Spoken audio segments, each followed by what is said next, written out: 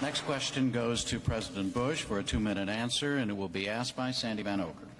Mr. President, this past week, your Secretary of the Army, Michael Stone, said he had no plans to abide by a congressional mandate to cut U.S. forces in Europe from 150 to 100,000 by the end of September 1996.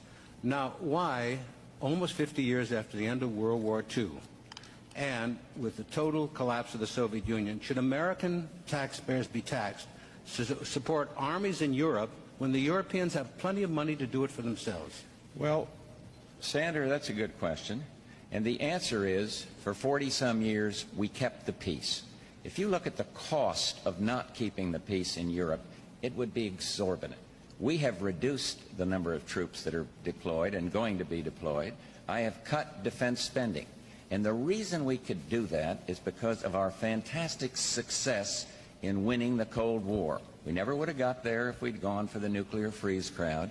Never would have got there if we'd listened to those that wanted to cut defense spending.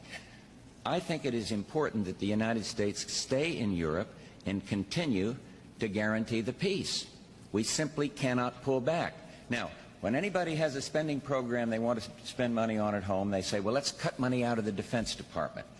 I will accept and have accepted the recommendations of two proven leaders, General Colin Powell and Secretary Dick Cheney. They feel that the levels we're operating at and the reductions that I have proposed are proper. And so I simply do not think we should go back to the isolation days and start blaming foreigners. We are the sole remaining superpower, and we should be that. And we have a certain disproportionate responsibility.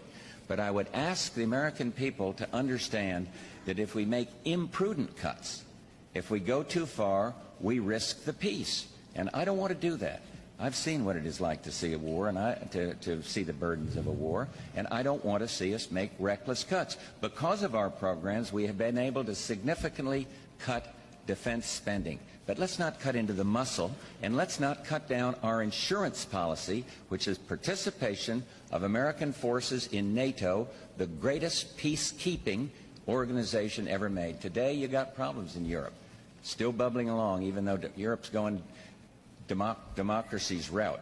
But we are there, and I think this insurance policy is necessary. I think it goes with world leadership, and I think the levels we've come up with are just about right.